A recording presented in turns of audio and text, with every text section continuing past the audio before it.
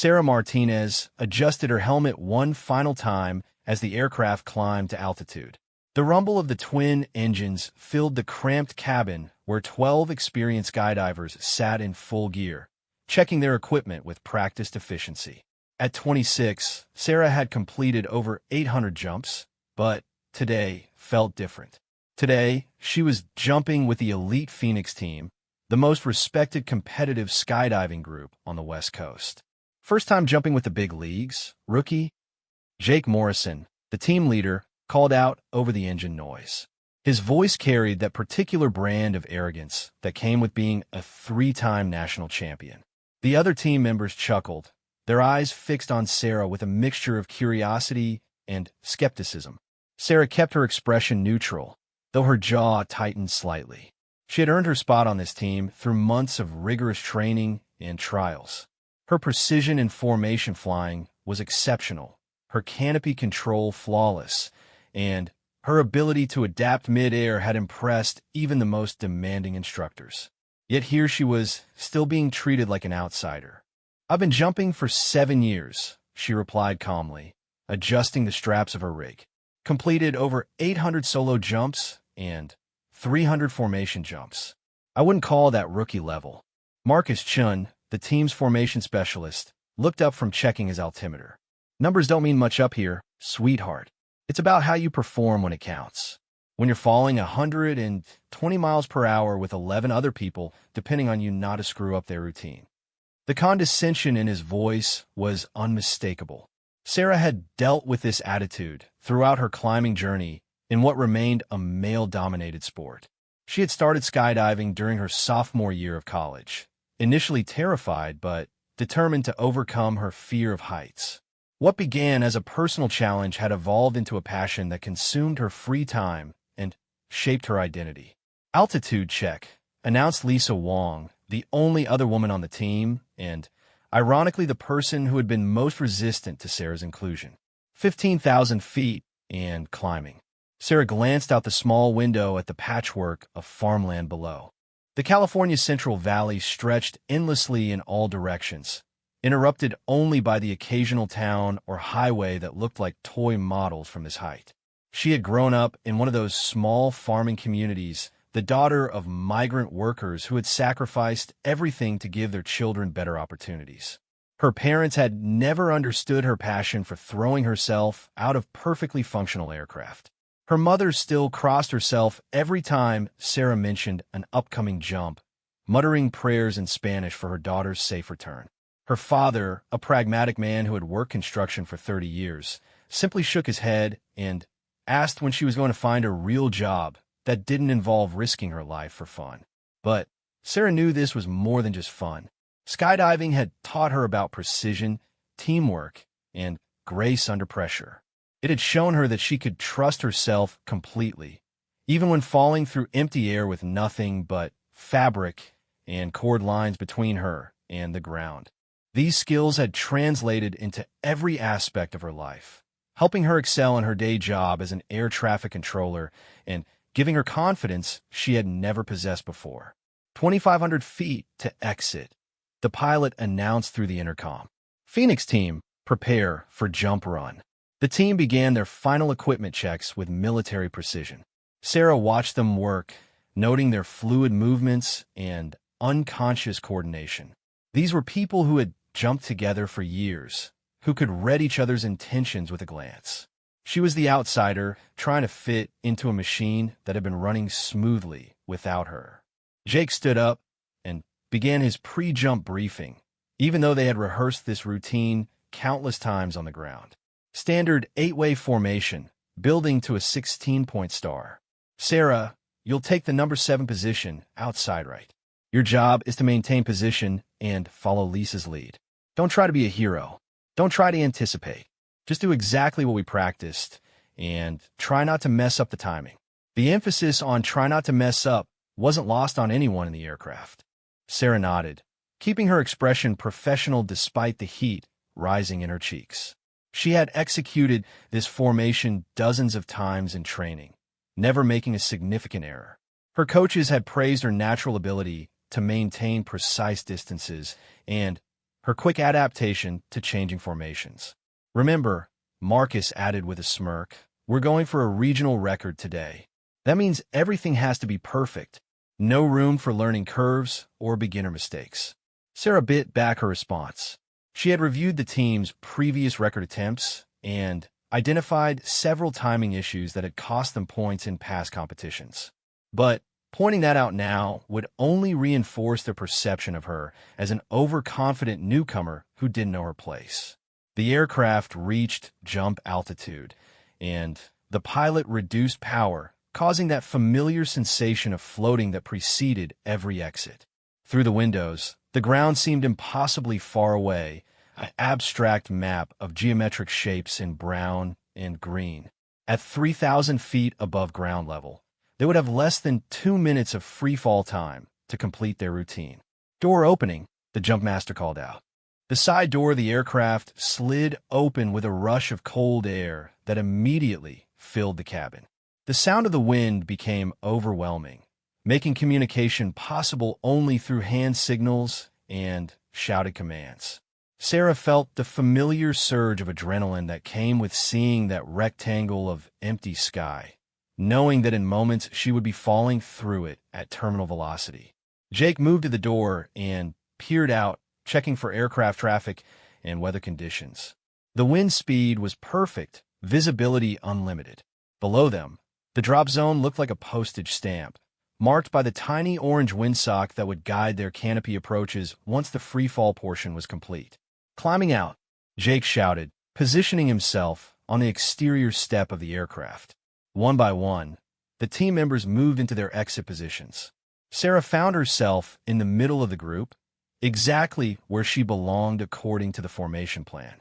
Lisa was to her left, Marcus to her right. She could feel their bodies pressed against hers in the cramped doorway, everyone balanced precariously on the thin step outside the aircraft. The ground rushed by below them at 140 miles per hour. Sarah focused on her breathing, staying relaxed despite the intensity of the moment. She had learned early in her skydiving career that tension was the enemy of good performance. Smooth, controlled movements were essential for precise formation flying. Check in, Jake called out, looking back at each team member. Ready, came the response from each jumper in turn. Sarah felt a moment of pure clarity as her turn approached. All the months of training, all the criticism and doubt, all the pressure to prove herself had led to this moment. She was exactly where she belonged, regardless of what the others thought. Ready, she called out, her voice strong and confident. Jake looked forward, studying the ground references below. They were approaching the perfect exit point, the spot that would allow them to build their formation and complete their routine directly above the target area. Exit in 5, he shouted. 4, 3, 2. Sarah felt the familiar moment of weightlessness as 11 bodies simultaneously released their grip on the aircraft and fell away into empty space. The sudden silence after the roar of engines was always startling, lasting just a moment before the rush of wind became the dominant sound. She immediately focused on her assigned position in the formation, tracking toward Lisa while maintaining awareness of Marcus and the other jumpers around her. The team fell in a loose group, each person adjusting their body position to control their fall rate and horizontal movement. Forward, Lisa signaled, and Sarah adjusted her body angle to move closer to the center of the formation. The ground below seemed to rise toward them rather than the team falling toward it. Fields and roads grew larger with each passing second, though they were still high enough that individual buildings remained indistinct. Sarah's altimeter showed 2,500 feet above ground level, giving them plenty of time to build their formation. The team began linking up with practiced efficiency. Jake and Marcus formed the center base, their grip solid and stable. 2 more jumpers connected to extend the line, then 2 more to begin the star pattern. Sarah waited for her turn, maintaining her position slightly outside the formation as planned. Build, came the signal from Jake. Sarah moved in smoothly, reaching for Lisa's arms as 2 other jumpers simultaneously connected to form their section of the star. The formation came together like a complex puzzle, each piece fitting perfectly into place. For a moment, Sarah felt the satisfaction of being part of something larger than herself. 11 individual skydivers functioning as a single unit. Then, Marcus started laughing. Even through the rush of wind, Sarah could hear his laughter, loud and mocking. She glanced toward him and saw him pointing at something, his expression one of cruel amusement. Jake was laughing too, and so was Lisa. One by one, the other team members caught on to whatever private joke they were sharing. Sarah's confusion lasted only a moment. Then, she felt the tug on her leg straps and looked down to see a long banner trailing from her harness. In bright yellow letters, it read, "Rookie on board, first real jump."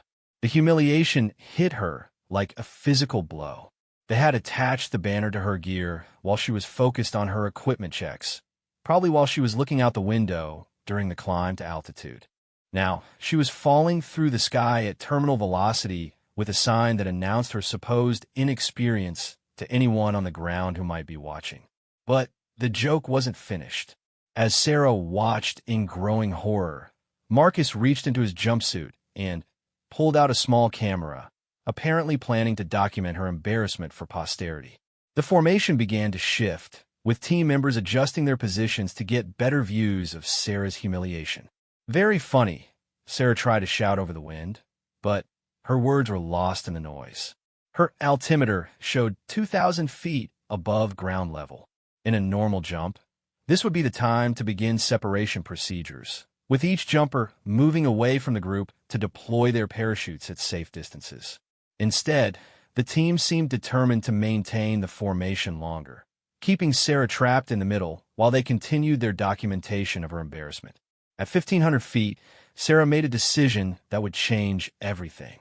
She reached down and unclipped the banner from her harness, wadding it up and throwing it away from the formation. The yellow fabric tumbled away below them, disappearing quickly in the vast space between sky and ground. But Marcus wasn't done with his harassment. Still holding his camera, he moved closer to Sarah, apparently planning to get footage of her face during the embarrassing moment. His movement disrupted the formation's stability, causing Jake to adjust his position to compensate. "Separate," Jake finally called out when they reached 1,200 feet above ground level. Sarah immediately moved away from the formation, tracking to gain horizontal distance before deploying her parachute. But as she looked back, she saw that Marcus was following her, still trying to get his footage. His pursuit was dangerous and unprofessional, violating basic safety protocols about maintaining separation during breakoff. At 800 feet, Sarah reached for her pilot chute to begin her parachute deployment sequence. But as her hand found the handle, Marcus flew directly beneath her, positioning himself to film her canopy opening from below. The position he had chosen was incredibly dangerous. If Sarah deployed her parachute with Marcus directly underneath her, the large canopy could collapse onto him, potentially causing a fatal entanglement. She hesitated for a crucial moment, trying to wave him away from the dangerous position. "Move!" she screamed, though she knew he couldn't hear her clearly through the wind noise. Marcus seemed oblivious to the danger, focused entirely on getting his shot. His altimeter must have been reading the same critically low altitude that Sarah's was showing, but he made no move to deploy his own parachute or to clear the area beneath her. At 600 feet above ground level, Sarah made a desperate decision. Instead of deploying her parachute and risking a fatal collision with Marcus, she continued falling, hoping he would recognize the danger and move away. But Marcus was too focused on his filming to pay attention to his altitude. It wasn't until they dropped below 500 feet that he seemed to realize the severity of the situation. Sarah saw his eyes widen as he glanced at his altimeter, finally understanding that they were both in mortal danger. He immediately pulled his pilot chute, but his parachute needed time and altitude to open fully. At their current height and fall rate, he was cutting things dangerously close. Sarah waited another precious second for his canopy to begin opening before pulling her own pilot chute. The small drogue parachute deployed instantly, pulling her main canopy from its container. But they were now so low that Sarah could see individual details on the ground below: cars and parking lots, people walking, the texture of rooftops. Her parachute opened with a sharp jolt just as her altimeter showed 200 feet above ground level. The opening shock was violent at such a low altitude and high airspeed. Sarah felt the harness straps dig into her legs and shoulders as her fall rate changed from 120 miles per hour to approximately 15 miles per hour in less than 2 seconds. The sudden deceleration was like hitting a wall, leaving her momentarily disoriented.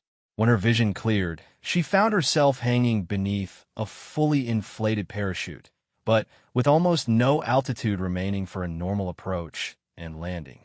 The ground was rushing up toward her with alarming speed. She had perhaps 30 seconds to prepare for what was going to be a very hard landing. Looking around quickly, Sarah assessed her options. To her left was a plowed field with furrows that could catch her feet and cause a serious ankle injury. To her right was a paved parking lot where a hard landing could result in broken bones. Straight ahead was a small grove of trees that could provide a softer landing, but risked entanglement or impalement on branches. She chose the trees, turning her parachute toward the grove while pulling down on her rear control lines to slow her forward speed. The canopy responded sluggishly at such low altitude, but she managed to adjust her approach angle slightly. The treetops rushed toward her. Sarah pulled her feet up and covered her face with her arms, crashing through the upper branches in a shower of leaves and small twigs. Her parachute snagged on multiple branches, bringing her to an abrupt stop about 15 feet above the ground. For a moment, she hung there in stunned silence, slowly realizing that she had survived what should have been a fatal situation. Her body ached from the opening shock and the impact with the trees, but she seemed to be intact. Above her, her parachute was thoroughly tangled in the branches, the fabric torn in several places, but still supporting her weight. Through the trees, she could see Marcus landing hard in the parking lot, his own parachute barely slowing him enough to avoid serious injury.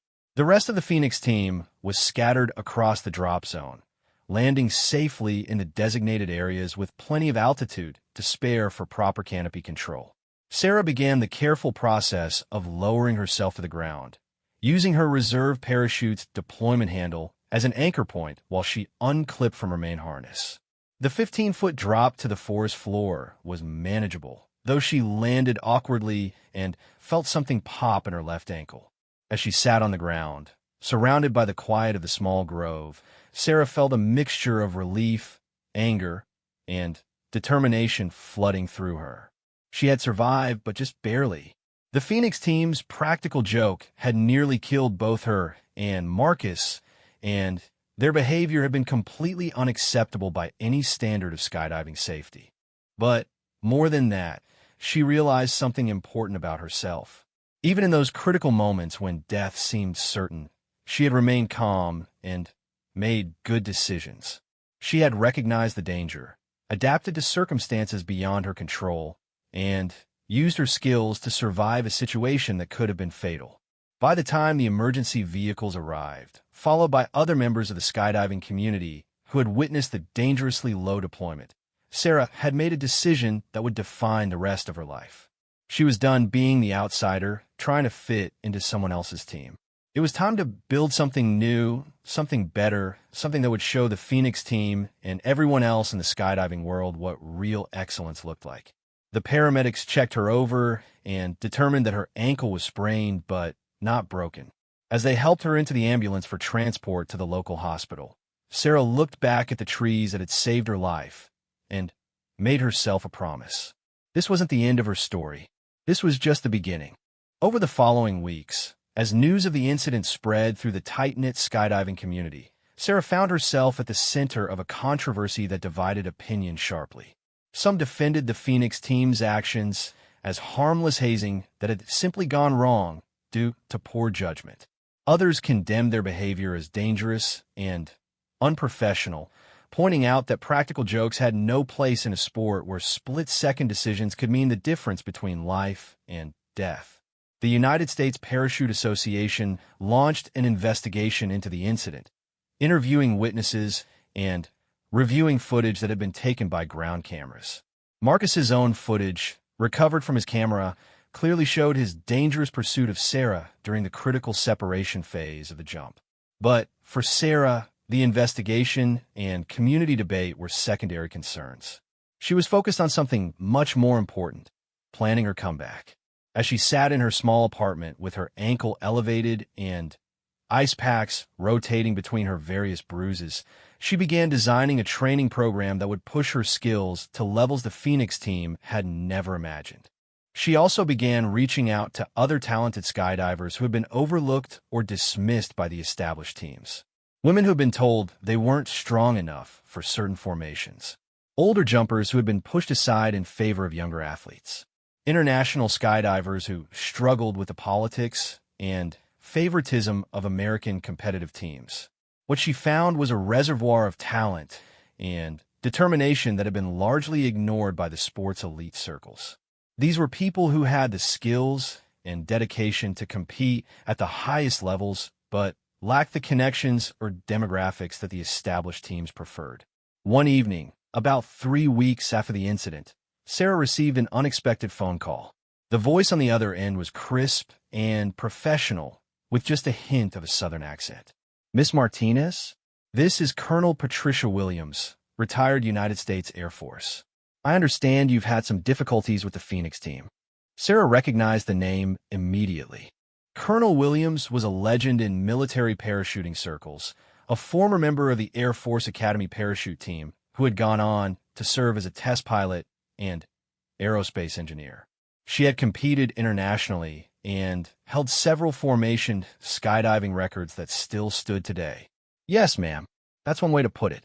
I've been following the investigation into your incident.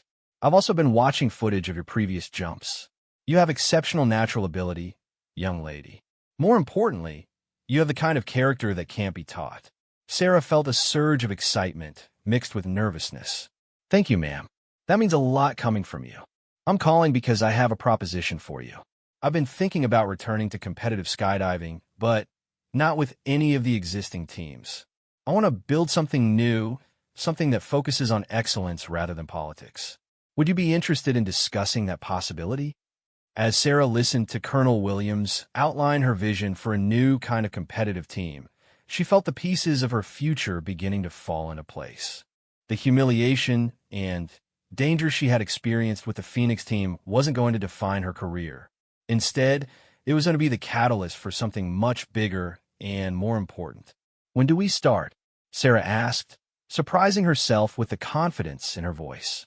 Colonel Williams chuckled. "I like your attitude.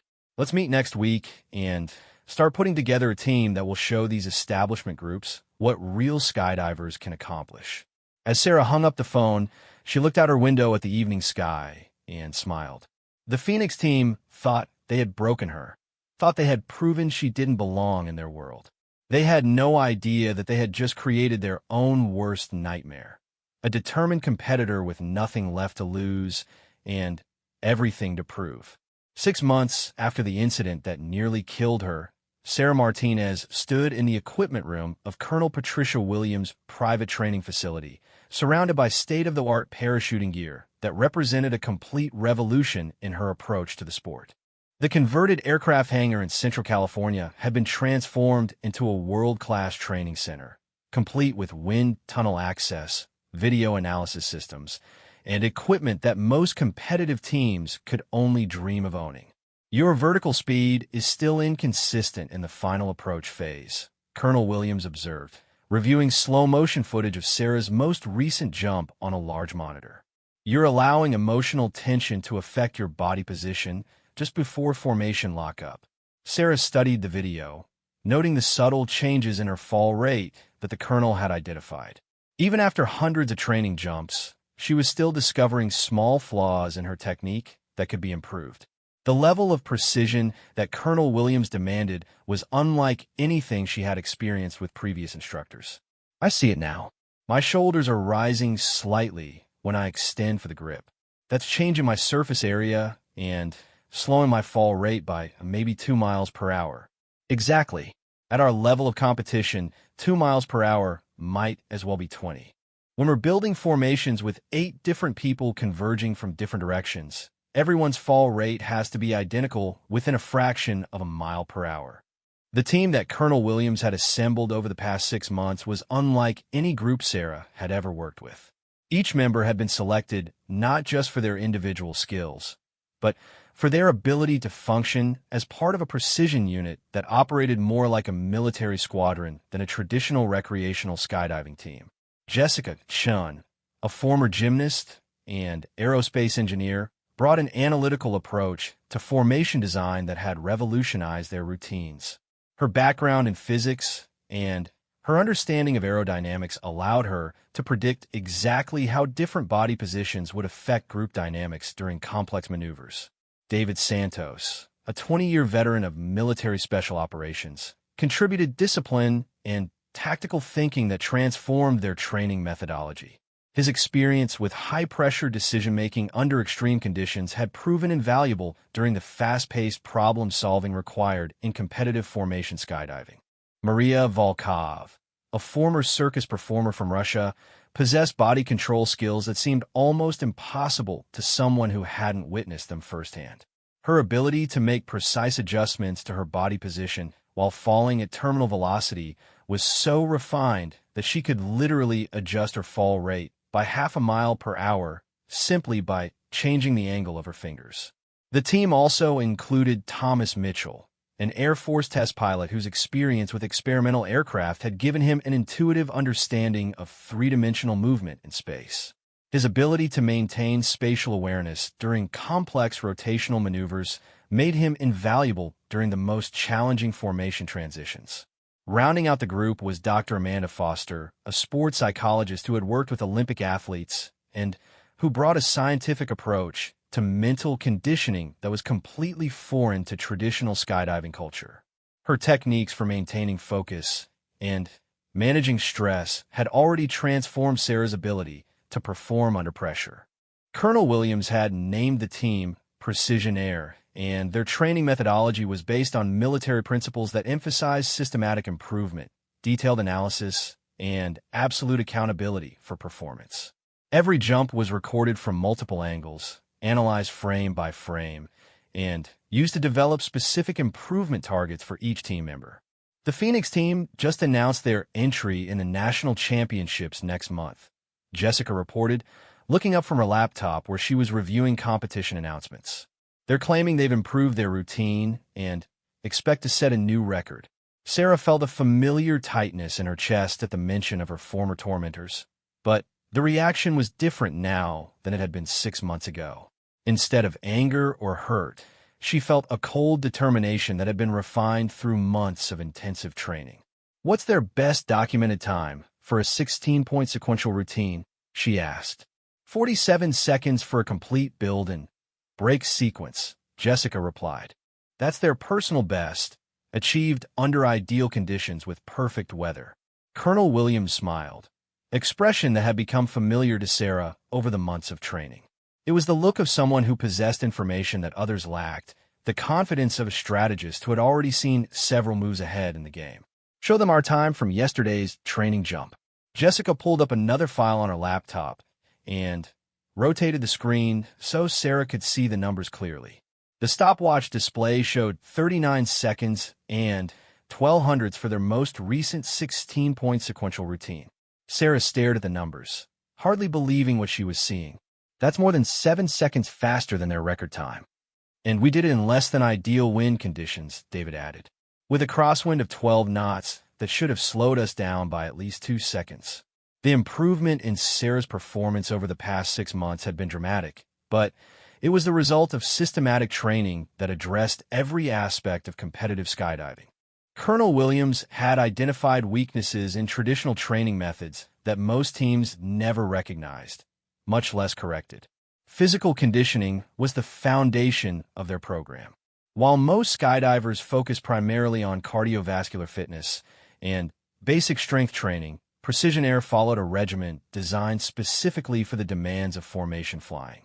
Their workouts included exercises that improved proprioception, the body's ability to sense its position in space without visual reference. Balance training on unstable surfaces, martial arts forms practiced with eyes closed, and swimming underwater with complex directional changes all contributed to their enhanced body awareness. Sarah could now make precise adjustments to her fall rate and horizontal movement without conscious thought, her body responding automatically to subtle changes in wind conditions or formation dynamics. Mental training was equally sophisticated.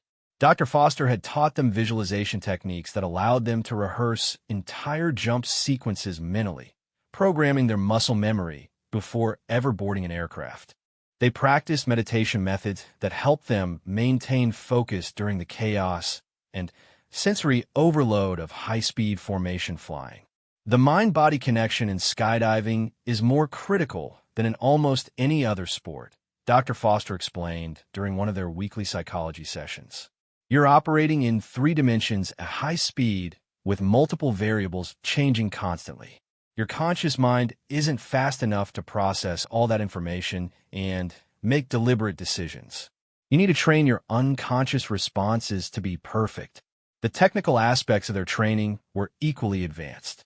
Jessica had developed computer models that predicted how different formation configurations would behave under various wind conditions. They could test new routines digitally before ever jumping them, identifying potential problems and optimizing transitions between formations. Equipment was another area where Precision Air had significant advantages over traditional teams. Colonel Williams had invested in custom-manufactured parachute systems that were tailored to each team member's body weight, fall rate characteristics, and role within the formations. Their jumpsuits were precisely fitted and included aerodynamic modifications that allowed for more precise control of fall rate and horizontal movement. But perhaps most importantly, they had developed a team culture that was completely different from the competitive, ego-driven environment that characterized most elite skydiving teams. Every member was expected to help every other member improve, and individual recognition was always secondary to team performance. Traditional teams create internal competition that undermines overall performance, Colonel Williams explained. Everyone is worried about protecting their position, about not being the weak link, about getting credit for good performance. We've eliminated all of that by making it clear that we succeed or fail as a unit. This approach had created a level of trust and communication that Sarah had never experienced in her previous team environments. During formation flying, she could anticipate her teammates' movements with remarkable accuracy because she understood their individual characteristics and capabilities so thoroughly. The training facility itself was designed to support their systematic approach to improvement. The equipment room contained backup gear for every possible scenario, maintained to military standards by a full-time rigger who had worked for special operations units. The briefing room included large-screen displays for video analysis, 3-dimensional models for studying formation geometry, and weather monitoring equipment that provided real-time updates on jumping conditions. Most importantly, they had access to aircraft and pilots whenever they needed them. Colonel Williams had arranged contracts with several local operators, ensuring that their training schedule wasn't dependent on weather delays or equipment availability that might limit other teams. As the national championships approached, their training intensified to include scenarios that simulated the pressure and distractions of major competition. They practiced their routines with artificial noise and visual distractions, with intentional equipment malfunctions, and with deliberately introduced timing variations that forced them to adapt their formations in real time. Competition day will include elements you can't prepare for specifically, Colonel Williams warned during one particularly demanding training session. Equipment failures, weather changes, psychological pressure from spectators, and other teams. The only way to handle these variables is to be so well prepared in every other area that you have mental and physical reserves available to deal with the unexpected. 3 weeks before the championships, they conducted their final major training exercise. The scenario involved jumping in marginal weather conditions with a borrowed aircraft and backup equipment simulating many of the challenges they might face during actual competition. Sarah found herself surprisingly calm as they climbed to altitude in an unfamiliar aircraft with slightly different exit characteristics than they normally used.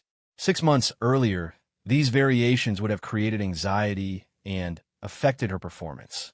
Now, they were simply additional variables to incorporate into her mental calculations. The jump itself was flawless. Despite the challenges and unfamiliar conditions, Precision Air executed their routine with mechanical precision, achieving their fastest time, yet while maintaining perfect formation integrity throughout the entire sequence. As they gathered in the debriefing room after landing, Sarah realized something had fundamentally changed in her relationship with skydiving. The sport that had once been about personal challenge and individual achievement had evolved into something much more profound. She was now part of a team that operated with a level of precision and mutual trust that transcended anything she had imagined possible. Phoenix team announced yesterday that they've been invited to demonstrate their record-setting routine at the championship's opening ceremony, Jessica reported, reading from her phone. The announcer specifically mentioned Sarah by name, talking about how they moved past the unfortunate incident with their former team member. Sarah felt her teammates' eyes turn toward her, checking for her reaction. She realized they were concerned about how the public reminder of her humiliation might affect her mental preparation for the competition. But instead of anger or embarrassment, Sarah felt something she had never experienced before in competitive situations: complete confidence in her own abilities and in her team's preparation. The Phoenix team's attempt to define her by her worst moment was simply irrelevant compared to everything she had accomplished since then. "Let them have their demonstration," she said quietly. "When we compete head-to-head, our performance will speak for itself." Colonel Williams nodded approvingly. "That's exactly the right attitude. We're not competing against Phoenix team or any specific rival. We're competing against the absolute limits of what's possible in formation skydiving. If we perform to our capabilities, the results will take care of themselves." The final 2 weeks of preparation were focused on maintaining their physical condition while avoiding the overtraining that could lead to fatigue or injury. They conducted light technical sessions, reviewed video of previous competitions to study their likely opponents, and worked with Dr. Foster on mental preparation techniques. Sarah found herself sleeping better than she had in months. Her body and mind finally adapted to the intense training regimen that had defined her life since joining Precision Air. The nightmares about falling through empty sky while hostile teammates laughed at her had been replaced by dreams of perfect formations executed with clockwork precision. The night before they were scheduled to travel to the championships, Colonel Williams gathered the team for a final briefing that was unlike any pre-competition meeting Sarah had ever attended. "Tomorrow, we begin the process of demonstrating something that has never been seen before in competitive skydiving," she began, her voice carrying the same authority it had possessed when she commanded Air Force squadrons. "We've developed capabilities that go beyond what any team has achieved previously, not through shortcuts or luck, but through systematic preparation and absolute commitment to excellence." She paused, studying each team member's face before continuing. "Sarah, 6 months ago you survived an incident that should have ended your competitive career. Instead of being intimidated or discouraged, you used that experience as motivation to reach levels of performance that your tormentors never imagined. You've transformed yourself from someone who was trying to fit into someone else's team into the foundation of something completely new." Sarah felt emotions rising in her throat, but they were not the painful feelings she had carried for so long. Instead, she felt a quiet satisfaction and anticipation for what lay ahead. "Each of you has contributed something essential to what we've built together," Colonel Williams continued, addressing the entire team. "Jessica's analytical approach has given us technical advantages that our competitors don't understand. David's tactical thinking has helped us anticipate and prepare for every possible scenario. Maria's physical skills have set new standards for precision in formation flying. Thomas's spatial awareness has enabled formation transitions that other teams consider impossible. Amanda's psychological preparation has given us mental resilience that will be crucial under pressure. She stood and moved to the large window that overlooked the airfield where they had conducted hundreds of training jumps. Tomorrow, we're going to show the skydiving world what's possible when talented people work together with complete commitment to excellence. We're going to demonstrate that systematic preparation and mutual respect produce better results than politics and favoritism.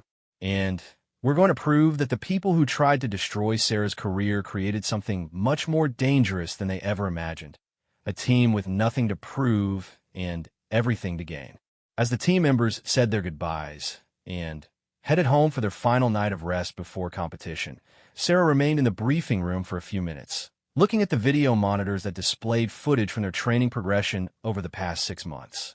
The woman in the early videos seemed like a different person entirely from who she had become. That earlier version of herself had been talented but uncertain, skilled but lacking confidence, determined but isolated. The transformation wasn't just about improved skydiving abilities, though those were certainly dramatic. It was about discovering what she was capable of when surrounded by people who supported her growth rather than trying to limit it. As she finally headed to her car, Sarah thought about the Phoenix team and their demonstration routine that would open tomorrow's competition. She wondered if they had any idea what they were about to face, whether they had paid attention to reports about Precision Air's training activities, or if they assumed that the woman they had humiliated would never pose a serious threat to their dominance. By tomorrow evening, they would have their answer, and Sarah was confident it would be nothing like what they expected. The National Skydiving Championships descended on Paris Valley Drop Zone like a traveling circus, transforming the normally quiet California facility into a bustling hub of competitive energy. Temporary bleachers had been erected around a landing area. Vendor booths lined the perimeter, offering everything from specialized equipment to team merchandise, and a sophisticated audio system carried announcements and commentary across the entire facility. Sarah Martinez walked through the competitor check-in area with her Precision Air teammates, noting the mixture of curiosity and skepticism in the eyes of other competitors as they recognized her.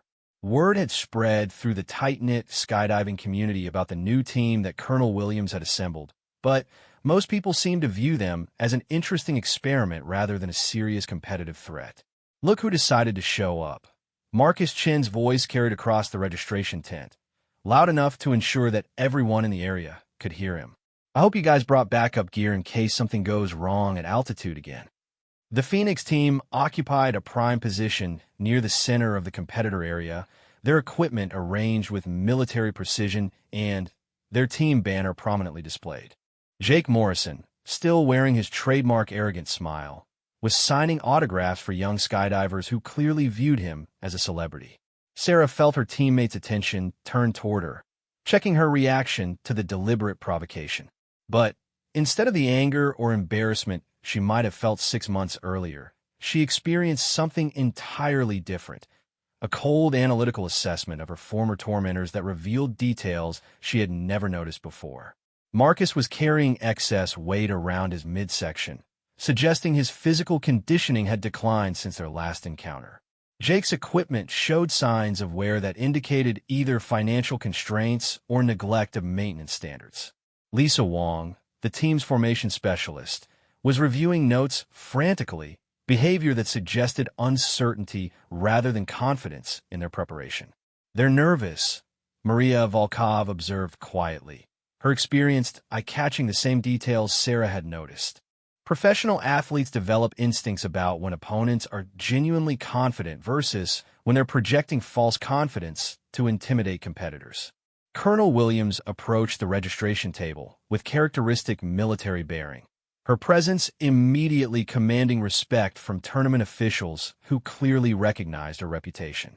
As she completed their team's paperwork, Sarah noticed several competitors discreetly observing their interaction, obviously curious about the legendary former Air Force officer's return to competitive skydiving. "Precision Air, welcome to Nationals," the registration coordinator said, handing over their competitor packets. "You're scheduled for a practice jump at 1400 hours, with your first competitive round tomorrow morning at 10:30. The tournament format would test teams across multiple disciplines over 3 days of competition. Traditional formation skydiving would account for 60% of the total score, with additional points available for speed routines, accuracy landings, and a freestyle demonstration that allowed teams to showcase innovative techniques. As they walked toward their assigned preparation area, Sarah noticed the dramatic difference in their setup compared to other teams. Where most competitors had relatively basic equipment arrangements, Precision Air's area resembled a mobile command center. Laptop computers displayed real-time weather data and wind modeling. Video equipment was positioned to record their practice sessions from multiple angles. Medical supplies and backup gear were organized with military precision. First time I've seen a team bring their own meteorologist to a skydiving competition, commented a voice behind them. Sarah turned to see Rebecca Martinez, no relation despite the shared surname, who held the women's individual accuracy record and had been competing at the national level for over 15 years. Her tone was curious rather than mocking, suggesting genuine interest in Precision Air's unconventional approach. Attention to detail makes the difference between good performance and exceptional performance, Colonel Williams replied diplomatically. We prefer to control as many variables as possible rather than leaving important factors to chance. Rebecca studied their equipment setup with obvious professional interest. Mind if I ask what your training volume has been? Word around the circuit is that you guys have been jumping almost every day for 6 months. Our training methodology is based on military standards for developing expertise in high-risk technical skills, Dr. Foster explained, joining the conversation. Research shows that elite performance requires not just practice volume, but deliberate practice focused on systematic improvement of specific capabilities. The conversation was interrupted by the announcement of the opening ceremony, which would feature Phoenix team's demonstration of their record-setting routine. Competitors and spectators gathered around the landing area as the Phoenix team aircraft climbed to altitude, their engine noise gradually fading as they gained elevation. Sarah watched through binoculars as the aircraft reached jump altitude and began its approach to the exit point. Even from the ground, she could see the team members positioning themselves in the doorway, preparing for the demonstration that was intended to intimidate their competition and impress the assembled spectators. Exit looks clean, Thomas Mitchell observed, tracking the team's initial separation through his own binoculars. Good spacing, consistent fall rates. Their basic technique is still solid. The Phoenix team formation began building with practiced efficiency, each team member moving into position with movements that reflected years of training together. Sarah found herself analyzing their performance with a detached objectivity that had become second nature during her months of training with Precision Air. Timing is off on the third transition, Jessica, Chin noted, watching through the telephoto lens of their video camera. Left side is building faster than right side, creating asymmetry that's costing them at least 2 seconds per formation. Sarah could see the same flaw that Jessica had identified. The Phoenix team's routine was technically correct, but lacked the precision that would be necessary to achieve truly exceptional times. Their formations were complete and recognizable, meeting the minimum requirements for competitive scoring, but they weren't optimized for maximum efficiency. Final approach is sloppy, Maria added. Too much individual adjustment during the last formation lockup?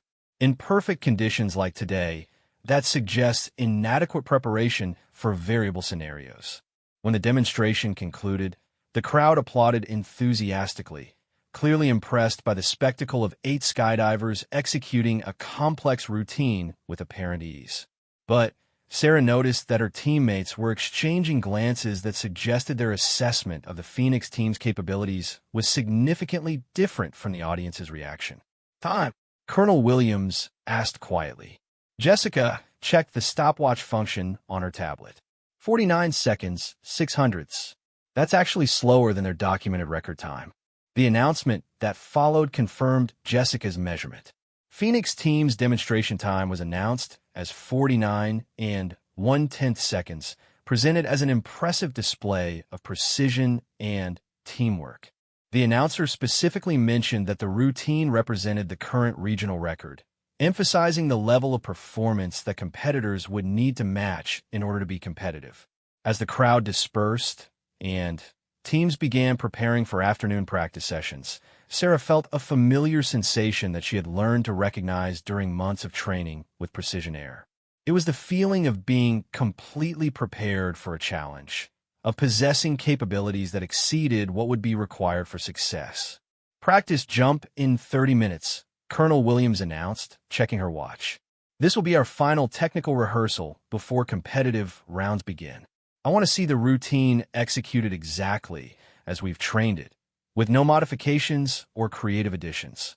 The practice session would be crucial for confirming that their equipment was functioning perfectly and that each team member was mentally and physically ready for competition. It would also provide their first opportunity to perform their routine under the scrutiny of other competitors and tournament officials. As they conducted their final equipment checks, Sarah noticed that several other teams had positioned themselves to observe Precision Air's practice jump. Word had apparently spread about the new team's unconventional training methods and the participation of Colonel Williams, creating curiosity about their actual performance capabilities. Camera crew from Skydiving Magazine wants permission to film our practice session, David reported, returning from conversation with media representatives. They're doing a feature story about innovative training methods in competitive skydiving. Colonel Williams considered the request briefly. Approved. Our techniques aren't secret, and there's value in demonstrating what systematic preparation can accomplish. The aircraft climb to altitude seemed to take longer than usual, though Sarah knew this was simply the effect of anticipation and adrenaline on her perception of time. She used the climb time to review their routine mentally, visualizing each formation transition and her specific responsibilities within the overall sequence. At jump altitude, the team moved through their exit preparation with a smooth efficiency that had become automatic through months of repetition. Sarah found herself completely calm despite the significance of the moment, her body and mind functioning with the precision that Dr. Foster's training had developed. The exit was perfect, with all 6 team members releasing simultaneously and immediately establishing the fall rates and positions that would allow their routine to begin. Sarah felt the familiar sensation of controlled falling, her body automatically adjusting to wind conditions and maintaining precise spacing relative to her teammates. First formation lockup. Jessica's voice came through the small radio receiver in Sarah's helmet, providing timing updates that helped coordinate their transitions. The first formation came together like a precision machine, each team member moving into position with movements that appeared effortless but represented hundreds of hours of practice. Sarah felt the solid contact of her teammates' grips and knew instinctively that their spacing and timing were perfect. Transition to second formation. The team dissolved and reformed seamlessly, their bodies moving through 3 dimensions with choreographed precision. Sarah's altimeter showed plenty of altitude remaining, confirming that their descent rate was exactly as planned. Through 6 formation transitions, Precision Air's routine unfolded with mechanical precision. Each team member hit their marks exactly. Formations locked up cleanly with no wasted motion, and transitions flowed smoothly with optimal timing. Final formation, prepare for break-off. The concluding formation was their most complex, requiring all 6 team members to link up in a configuration that stressed the limits of what was geometrically possible. Sarah felt the satisfaction of perfect execution as the final grips locked into place. Complete routine, breaking off for individual deployment. As they separated for parachute deployment, Sarah knew without checking their time that they had just executed their routine flawlessly. Every element had functioned exactly as trained, with no errors, hesitations, or compromises in their performance. The parachute ride to the ground provided an opportunity to observe the reaction from spectators and competitors below. Even from altitude, Sarah could see that people were gathered around the video monitors that had been set up to display timing information from practice sessions. Holy shit, she heard someone say as she approached the landing area. Did you see that time? The crowd around the timing display was larger than Sarah had expected, with competitors from multiple teams studying the numbers with expressions that ranged from surprise to disbelief. As she landed and gathered her parachute, she could hear fragments of conversation that suggested their performance had exceeded expectations significantly. Has to be a timing error, someone was saying. Nobody improves that much over 6 months of training. Equipment malfunction with the stopwatch system, another voice suggested. Those numbers don't make sense. Jessica had landed ahead of the group and was already reviewing their officially recorded time on the tournament timing system. When Sarah approached, her teammate was staring at the display with an expression of quiet satisfaction. Official time? Sarah asked. 37 seconds, 4 hundredths, Jessica replied. 12 seconds faster than Phoenix team's demonstration and 2 seconds faster than our best training time. The significance of the number was immediately apparent to anyone familiar with competitive formation skydiving. A 12-second improvement over the previous regional record represented a quantum leap in performance that challenged conventional understanding of what was possible in the sport. Colonel Williams arrived at the timing display accompanied by tournament officials who were clearly conducting an informal investigation to ensure the accuracy of the recorded time. Their equipment checks and verification procedures confirmed that Precision Air had indeed executed their routine in just over 37 seconds. Ladies and gentlemen, the tournament announcer's voice carried across the facility. We have unofficial confirmation of a new practice session record. Team Precision Air has just completed their routine in 37 seconds and 4 hundredths, which would represent a significant improvement over existing regional records. The announcement created an immediate buzz throughout the competitor area. Sarah noticed that conversations had stopped at the Phoenix team's preparation area, where all 8 team members were staring toward the timing display with expressions of shock and disbelief. Marcus Chun was the first to approach, his usual arrogance replaced by uncertainty and what appeared to be genuine concern. There's no way that time is accurate, he said, though his voice lacked conviction. Equipment failure or measurement error has to explain numbers like that. Colonel Williams responded with characteristic diplomatic professionalism. Tournament officials have verified our equipment and timing systems. Our performance reflects 6 months of systematic preparation using training methods based on military standards for developing expertise in high-risk technical skills. Jake Morrison joined the conversation, his celebrity smile notably absent. What kind of training volume are we talking about? Because there are limits to how much improvement is physically possible over any given time period. Our training methodology focuses on quality rather than quantity, Dr. Foster explained. Deliberate practice targeting specific performance improvements, combined with systematic analysis of every element that affects formation flying efficiency. Sarah realized that the Phoenix team was experiencing something they had probably never encountered before in their competitive careers. The recognition that they might be facing opponents who possessed genuine advantages rather than simply different approaches to the same basic techniques. As teams began preparing for evening meal breaks before the next day's competitive rounds, Sarah noticed that the social dynamics within the competitor area had shifted subtly. Where Precision Air had previously been viewed as an interesting experiment, they were now being studied with the serious attention reserved for legitimate contenders. Tomorrow's going to be interesting, Rebecca Martinez commented as she stopped by their preparation area. I've been competing at this level for 15 years, and I've never seen a performance gap as large as what you guys demonstrated today. Colonel Williams nodded. Tomorrow will provide definitive answers about our competitive capabilities. Practice conditions are never identical to competitive conditions, and performance under pressure can be significantly different from performance during training. But as Sarah reviewed video footage of their practice session, she felt confident that their months of systematic preparation had created capabilities that would translate effectively to competitive conditions. They had trained extensively under simulated pressure, with artificial distractions, and deliberately introduced complications designed to test their ability to maintain performance standards under adverse conditions. More importantly, she realized that her personal transformation over the past 6 months had prepared her mentally for whatever challenges the competition might present.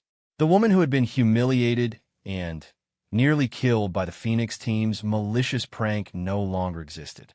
In her place was someone who had discovered what she was capable of when supported by genuine teammates and systematic preparation. As the sun set over the drop zone and teams settled in for the evening, Sarah looked toward the Phoenix team's area and felt something she had never experienced before in relation to her former tormentors: pity. They were about to discover that their attempt to destroy her had created something far more dangerous than they had ever imagined. Competition day dawned with perfect skydiving conditions: clear skies, light winds, and unlimited visibility that would allow teams to perform at their absolute best. Sarah Martinez stood at the window of the competitor briefing room, watching the sun rise over Paris Valley Drop Zone while listening to the final weather briefing that would determine the day's competition schedule. Wind speeds are forecast to remain below 8 knots throughout the morning, increasing to 12 knots by afternoon, the tournament meteorologist reported. Visibility is unlimited, with no precipitation expected. Cloud ceiling is above 15,000 feet. These are essentially perfect conditions for formation skydiving competition. The briefing room buzzed with conversation as teams discussed strategy and reviewed their final preparations. Sarah noticed that the Phoenix team occupied their usual position near the front of the room, but their body language was noticeably different from previous competitions she had observed. Where they normally displayed confident relaxation, today they appeared tense and focused in a way that suggested genuine concern about the day's competition. Colonel Williams stood beside the weather display, reviewing wind direction data with a methodical attention to detail that had characterized every aspect of Precision Air's preparation. Her military background showed in the way she analyzed environmental factors that could affect performance, identifying variables that other teams might overlook or dismiss as insignificant. Wind direction shifts of more than 15 degrees are forecast around noon, she noted to her team. If our competitive rounds fall within that time frame, we'll need to adjust our exit timing by approximately 2 seconds to compensate for drift effects. The level of technical sophistication in Colonel Williams' planning was representative of everything that had set Precision Air apart during their 6 months of preparation. Where other teams relied primarily on experience and instinct, they had developed systematic approaches to managing every variable that could affect their performance. Dr. Foster was conducting a final mental preparation session with individual team members, helping each person optimize their psychological state for peak performance. Sarah had found these sessions invaluable during training, learning techniques for maintaining focus and managing stress that were completely unknown to most competitive athletes.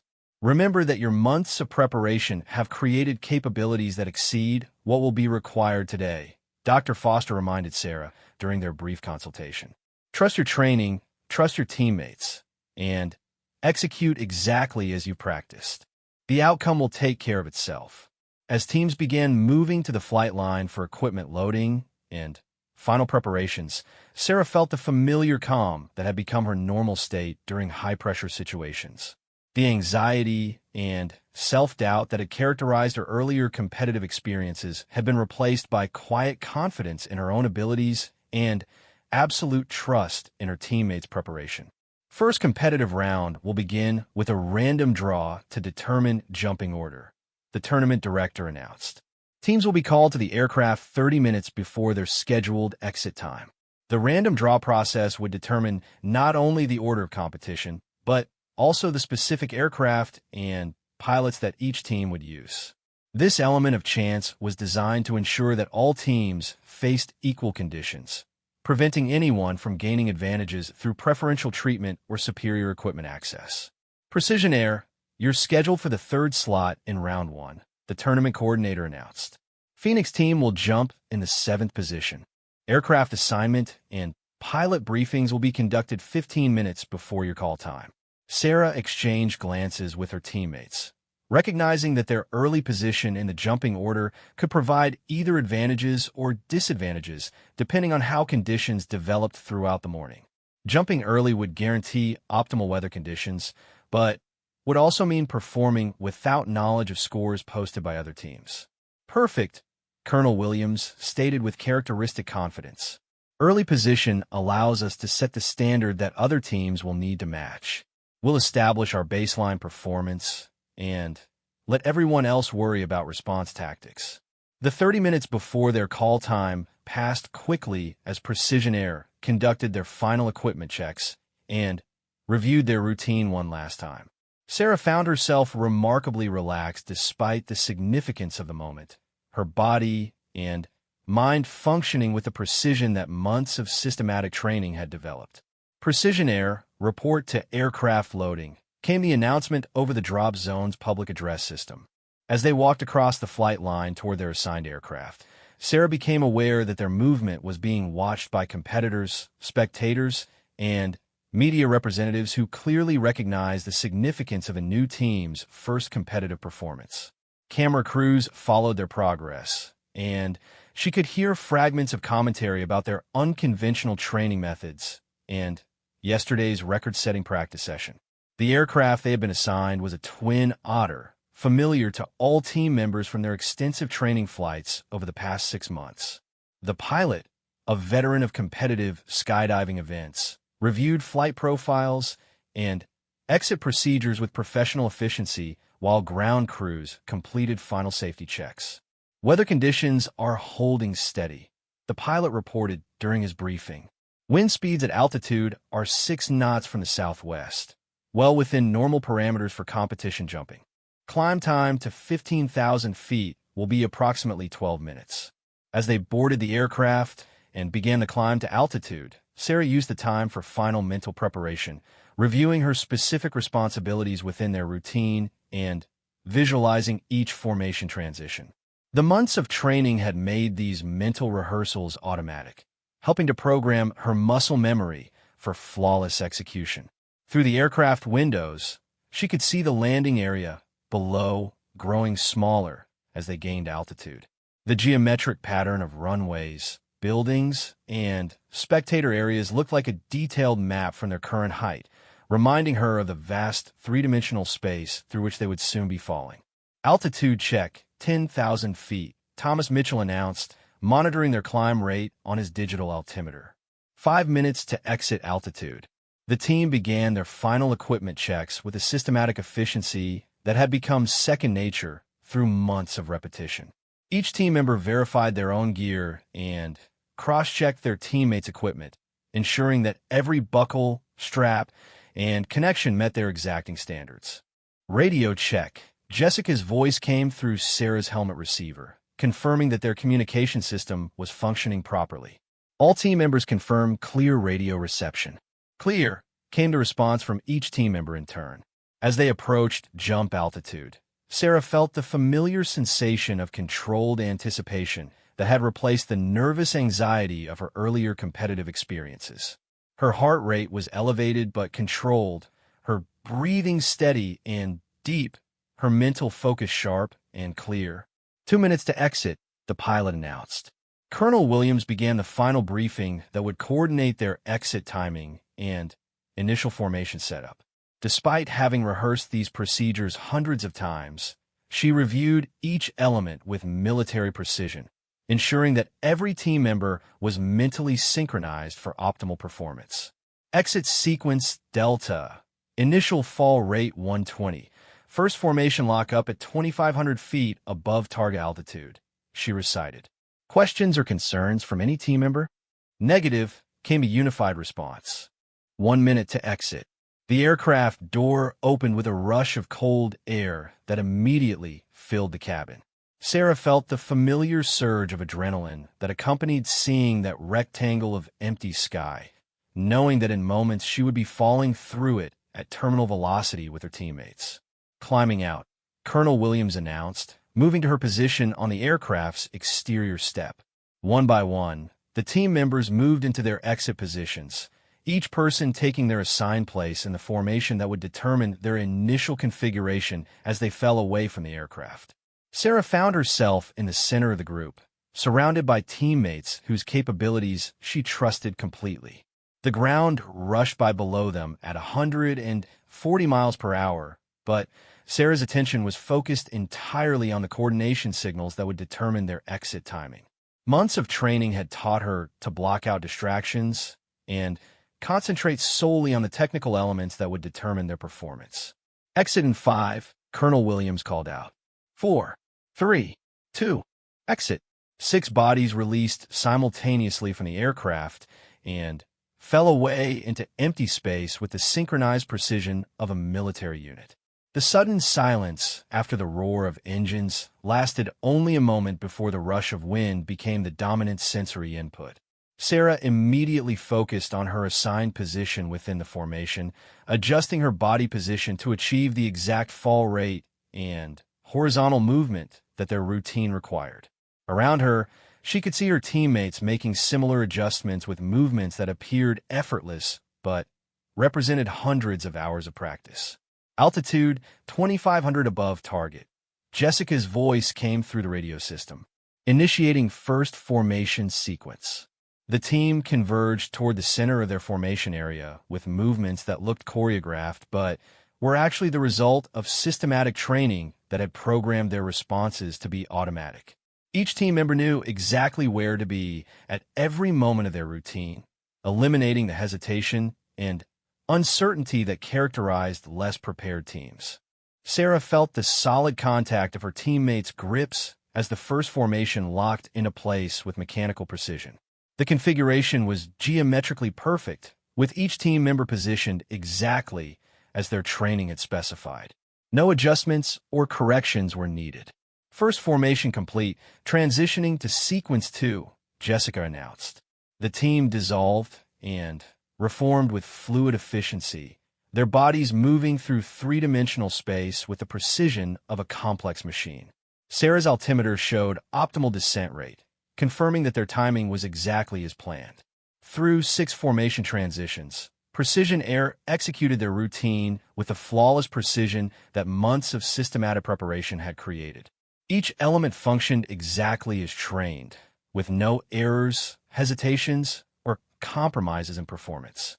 Final formation complete, prepare for break-off, came Jessica's announcement. As the teams separated for individual parachute deployment, Sarah knew with absolute certainty that they had just performed their routine perfectly. Every formation had locked up cleanly, every transition had flowed smoothly, and their timing had been optimal throughout the entire sequence. The parachute ride to the ground provided an opportunity to observe the reaction from spectators below. Even from altitude, Sarah could see that large crowds had gathered around the video monitors and timing displays, suggesting that their performance had generated significant interest. As she approached the landing area, Sarah could hear fragments of excited conversation that confirmed her assessment of their performance. Words like incredible and unbelievable carried across the landing zone, though she couldn't yet see the official timing results. Precision Air has just completed their first competitive round. The tournament announcer's voice carried across the facility. Official timing and scoring results will be available momentarily. Sarah landed smoothly in the designated competitor area and immediately began gathering her parachute while scanning for her teammates. One by one, they assembled at their designated post-jump meeting point, each person's expression reflecting quiet satisfaction with their performance. Execution assessment, Colonel Williams asked as the team gathered. Flawless, Thomas replied without hesitation. Every formation locked up perfectly. Timing was optimal throughout. No errors or hesitations. Equipment performance? All systems functioned normally, Maria reported. No malfunctions or performance issues with any gear. Jessica arrived last, having detoured past the timing display area to check their official results. Her expression was carefully neutral, but Sarah could see controlled excitement in her eyes. Official time and scoring? Colonel Williams asked. 36 seconds, 8 hundredths, Jessica announced. That's a new national record by more than 8 seconds. The significance of the number was immediately apparent to every team member. They had not simply performed well.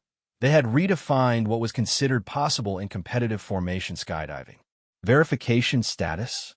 Colonel Williams asked with characteristic attention to detail. Tournament officials have conducted full equipment checks and confirmed timing system accuracy, Jessica reported. The record is official and has been submitted to the United States Parachute Association for national record certification. As news of their performance spread through the competitor area, Sarah became aware that the social dynamics of the entire competition had shifted dramatically. Where they had previously been viewed as interesting newcomers, they were now recognized as the team that other competitors would need to beat in order to achieve meaningful success. The Phoenix team's reaction was particularly notable. From across the competitor area, Sarah could see that their usual confident demeanor had been replaced by intense concentration and what appeared to be genuine concern about their ability to match Precision Air's performance level. How was that even possible? She heard Marcus Chun asking one of his teammates. Nobody improves that much over 6 months. There has to be some explanation we're missing. Jake Morrison was studying video footage of Precision Air's performance on a tablet computer, his expression suggesting that he was struggling to understand what he was seeing. The formations and transitions were recognizably similar to standard competitive techniques, but their execution speed and precision were unlike anything he had apparently witnessed before. They're using the same basic routine structure that everyone else uses, he was saying to his team. But their efficiency level is completely different. Every movement is optimized. Every transition is perfect. No wasted time or motion anywhere in the sequence. Lisa Wong was reviewing their own team's preparation materials, apparently searching for elements they could modify to improve their competitive position. But Sarah realized that the Phoenix team was facing a fundamental challenge that couldn't be addressed through minor tactical adjustments. The performance gap between the two teams wasn't the result of secret techniques or superior equipment. It was the product of systematic training methods that had created capabilities the Phoenix team didn't understand and couldn't quickly replicate. Round 2 will begin in 30 minutes, the tournament announcer reported. All teams report to the staging area for aircraft assignments and final preparations. Colonel Williams gathered her team for a brief assessment of their competitive position and strategy for the remaining rounds. Despite their record-setting performance, she maintained the focus and discipline that had characterized their entire preparation process. Outstanding execution on round 1, she began. You've demonstrated that our training methods produce the performance levels we anticipated. However, competition success requires consistent performance across multiple rounds, not just one exceptional showing. Sarah appreciated the Colonel's balanced perspective. While their first-round performance had established their competitive credentials beyond question, the tournament format required sustained excellence across multiple rounds to determine final standings. Other teams will adjust their strategies based on our demonstrated capabilities, Dr. Foster added.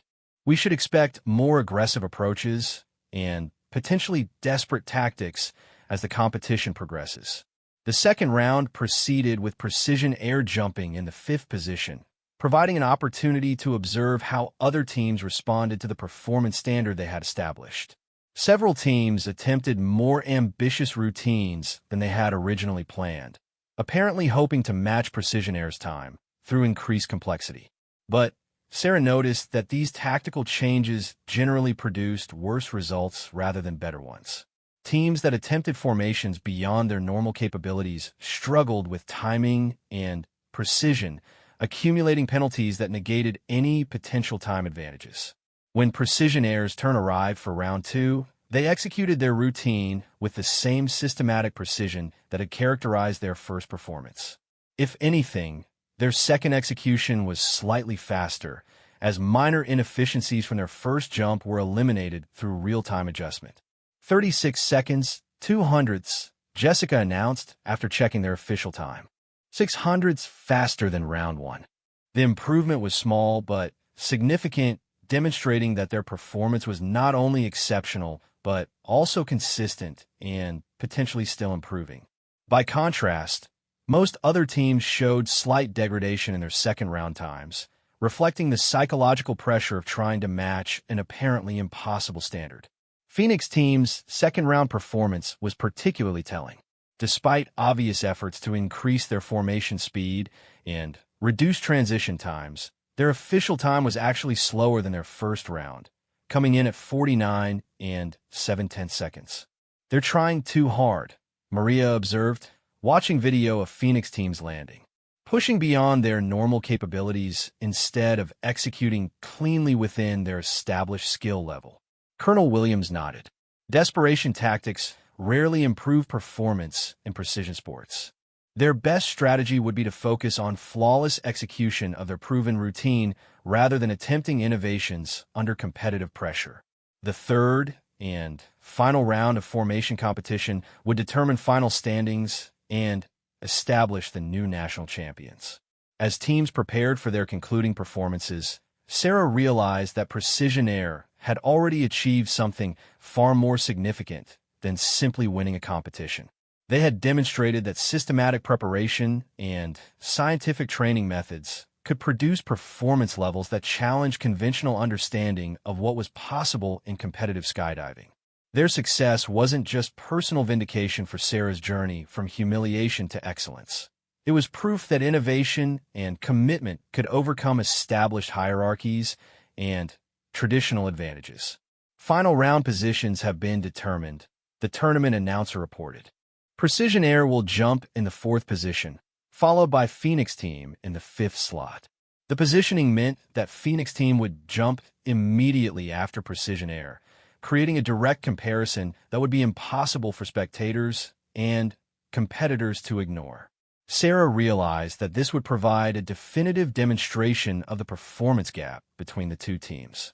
As they boarded the aircraft for their final competitive jump, Sarah felt a sense of completion that went beyond the immediate competition. 6 months earlier, she had been humiliated and nearly killed by people who viewed her as an inferior competitor unworthy of their respect. Today, she was about to conclusively demonstrate that their assessment had been catastrophically wrong. The third-round jump proceeded with the same precision that had characterized their previous performances. If anything, their execution was even more flawless, with formations locking up instantaneously and transitions flowing with mechanical efficiency. 35 seconds, 9/100ths, Jessica announced when their final time was posted. New personal best and new national record. The time represented not just victory, but domination. They had improved their own record by nearly a full second while maintaining perfect technical execution throughout their routine. When Phoenix Team took off for their final jump, Sarah watched from the landing area along with hundreds of spectators who were clearly anticipating a dramatic conclusion to the competition. The psychological pressure on Jake Morrison and his team was visible even from the ground as their aircraft climbed to altitude. Their final performance showed the effects of that pressure. While technically correct, their routine lacked the fluidity and precision that had characterized their earlier demonstrations.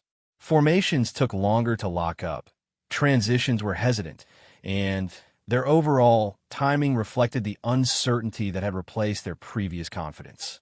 51 seconds, 4/100ths, came the announcement of Phoenix Team's final time. The number represented not just a loss, but a complete reversal of the competitive hierarchy that had existed when the day began.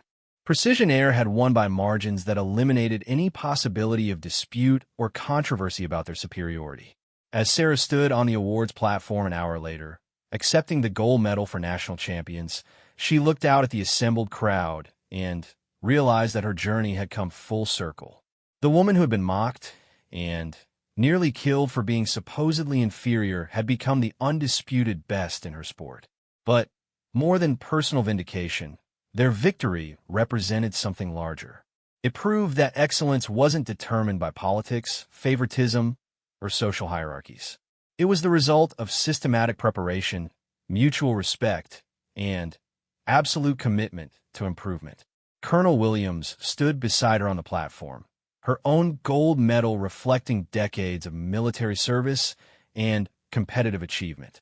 Dr. Foster, Jessica, Maria, David, and Thomas completed their team, each person having contributed essential elements to their collective success.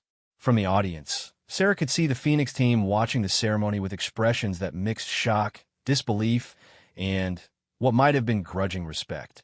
Marcus Chin was no longer laughing. Jake Morrison's arrogant smile had been replaced by serious concentration. Lisa Wong was taking notes, apparently trying to understand what had happened to their assumed superiority. Ladies and gentlemen, the tournament announcer's voice carried across the awards ceremony. Please join me in congratulating Precision Air, your new national skydiving champions, who have established new national records in formation skydiving with a performance that redefines excellence in this sport. As applause filled the air around them, Sarah felt a satisfaction that went beyond competitive victory. 6 months earlier, she had fallen through empty sky while hostile teammates laughed at her humiliation. Today, she stood as proof that determination, proper preparation, and genuine teamwork could overcome any obstacle. The woman who had been mocked and dropped from 3,000 feet had indeed come back to take command and defeat them. But more than that, she had discovered what she was truly capable of when surrounded by people who believed in excellence rather than politics, who valued contribution rather than status, and who understood that the highest achievement comes from lifting each other up rather than tearing each other down. As the ceremony concluded and teams began packing their equipment for the journey home, Sarah realized that this victory was not an ending, but a beginning. Precision Air had proven that innovation and systematic preparation could produce previously impossible performance levels. Now they had the opportunity to share those methods with others, to transform competitive skydiving by demonstrating what became possible when athletes committed themselves to true excellence. The Phoenix, according to mythology, was a bird that rose from its own ashes to fly higher than it had ever flown before. Today, Sarah Martinez had discovered that she was her own phoenix, reborn from humiliation into something far stronger than anyone had imagined possible. And tomorrow, she would continue flying higher still.